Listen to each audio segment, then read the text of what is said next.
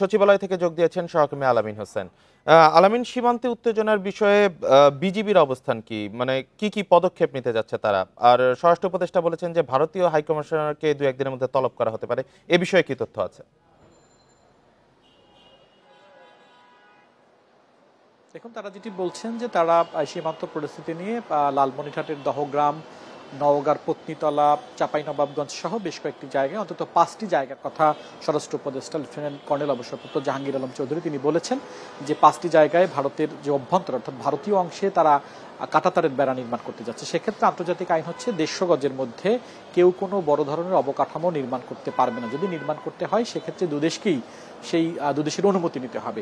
গতকালকে তারা লালমনিরহাট পাটগ্রামের যে এলাকায় সেখানে 4 ফুট উঁচু বা একটি বেড়া লোহার অ্যাঙ্গেল দিয়ে সেখানে ভারতীয় অংশ অর্থাৎ 150 গজ যে রয়েছে সেই 150 গজের মধ্যে তারা একটি বেড়া স্থাপনের পরিকল্পনা করে এবং নির্মাণের চেষ্টা করে সেখানকার সেই দেশটির জনগণকে সাথে নিয়ে, এবং পরবর্তীতে বাংলাদেশের পক্ষ থেকে বা সেখানকার যারা জনগণ সেটি বিজিবিকে জানানো হয় এবং বিজিবি পরে গিয়ে সেই কাজটি আসলে দহগ্রামের যে কাজ সেই দহগ্রামের কাজ বন্ধ করে দেয় এবং সেখানে দহগ্রাম ইউনিয়নে এখন পর্যন্ত যেটি এখান থেকে জানানো হয়েছে যে বিজিবির নিয়ন্ত্রণে রয়েছে অর্থাৎ সেটি বন্ধ করে দেওয়া হয়েছে।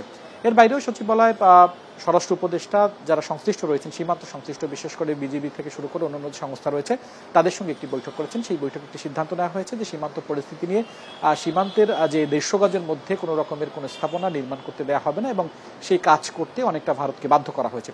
যেটি বলেছেন যে বিগত আওয়ামী লীগ সরকারের আমলে বেশ কয়েকটি চুক্তি হয়েছিল সীমান্ত নিয়ে, সেই চুক্তিগুলোকে তিনি অসম হিসাবে অভিহিত করেছেন এবং ফেব্রুয়ারিতে হয়তো একটি প্রতিনিধি দল ভারতে যাবে, সেখানে সেই চুক্তিগুলো পুনর্বিবেচনার একটি আবেদন করা হবে।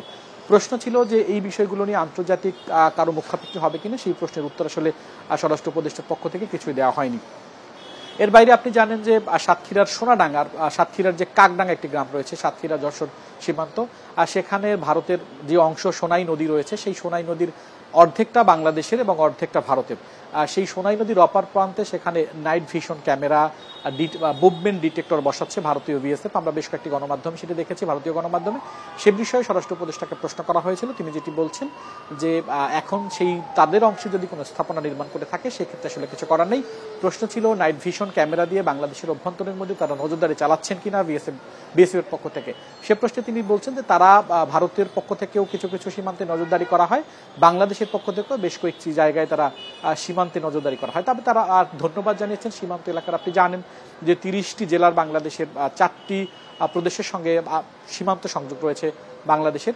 সেই ক্ষেত্রে সেই বাংলাদেশি জনগণ যারা রয়েছে তারা সীমান্তে বিজিবিকে সহায়তা করছে এবং সেই জন্য বিশেষভাবে সীমান্ত এলাকার জনগণকে স্বরাষ্ট্র উপদেষ্টা ধন্যবাদ জানিয়েছেন। প্রশ্ন ছিল তাহলে এর সমাধান কি? এর আগে ভারতের পক্ষ থেকে ভারতের সচিব পর্যায়ের বৈঠক হয়েছে, সেখানেও বিষয়গুলো জানানো হয়েছে। সীমান্ত হত্যার এক কাণ্ডের একটি ঘটনা ঘটেছে, হত্যাকাণ্ডের ঘটনা পূর্ব থেকেই ছিল। এই বিষয়গুলো নিয়ে পরিস্থিতি যে ফরেন পলিসি অর্থাৎ তাদের সাথে যে সম্পর্ক সেই সম্পর্কের অবনতি হবে কিনা সে প্রশ্নের আসলে কোনো উত্তর দেয়নি। এর মধ্যে চাঁপাইনবাবগঞ্জে আপনি জানেন যে বিএসএফ এর গুলিতে এক বাংলাদেশি আহত হয়েছে এবং সেখানে দহগ্রাম আঙ্গরপোতার সহ যে কথাগুলো বলছিলাম যে এই সীমান্তের অন্তত 5টি জায়গায় বেড়া নির্মাণ করতে সেটি বন্ধ করা হয়েছে অর্থাৎ তারা আর এখানে বেড়া নির্মাণ করতে পারবেন না, কাঁটাতারের যে বেড়া সেটি নির্মাণ করতে পারবেন না। বাংলাদেশের পক্ষ থেকে সেখানে বিজিবি শক্ত অবস্থানে রয়েছে এবং বিজিবি শক্তি সেখানে সেটি বাড়াচ্ছে। যেমনটা বলছিলাম যে বিভিন্ন গণমাধ্যম বলছে যে দহগ্রাম যে ইউনিয়নটি রয়েছে লালমনিরহাটের অঙ্গরপোতায় সেইখানটাতে এখন পর্যন্ত টোটাল ইউনিয়নটাই বিজিবি 51 রংপুর সেটি তাদের নিয়ন্ত্রণে রয়েছে অর্থাৎ সেখানে গতকালকের পর থেকে যারা যেই কাঁটাতারের বেড়া নির্মাণ করতে চাচ্ছিলেন সেই নির্মাণ একদম বন্ধ করে দেওয়া হয়েছে। এর বাইরেও যদি কোথাও আবার নতুন করে কাঁটাতারের বেড়া নির্মাণ করতে চায় ভারতের পক্ষ থেকে, বিশেষ করে 150 গজের মধ্যে যে আন্তর্জাতিক শূন্য বা নোমাসল্যান্ড যেটি রয়েছে সেখানে, তাহলে ঢাকার পক্ষ থেকে এবং বাংলাদেশের পক্ষ থেকে প্রতিবাদ জানিয়ে সেটি বন্ধ করে দেওয়া হবে। এর বাইরে এই সমগ্র সীমান্ত পরিস্থিতি নিয়ে অবহিত করতে তারা ইতিমধ্যেই পররাষ্ট্র মন্ত্রণালয়কে জানিয়েছে। পররাষ্ট্র মন্ত্রণালয় হয়তো 2-1 দিনের মধ্যে ভারতীয় যে হাইকমিশন রয়েছে বাংলাদেশি নিযুক্ত তাকে ডাকবেন এবং ডেকে সীমান্ত পরিস্থিতি সম্পর্কে বাংলাদেশের যে অবস্থান সেই অবস্থান ব্যাখ্যা করবে। তবে বিজিবির আনুষ্ঠানিকভাবে আমরা যেটি জানতে পেরেছি বিজিবিও শক্ত অবস্থান রয়েছে। এর বাইরে অন্যান্য যে সীমান্তগুলো রয়েছে চাঁপাইনবাবগঞ্জ, নওগাঁ, সাতক্ষীরা সহ অন্যান্য যে জায়গায় রয়েছে সেসব জায়গায় বিজিবি শক্ত অবস্থানে রয়েছে বলে জানিয়েছেন স্বরাষ্ট্র উপদেষ্টা।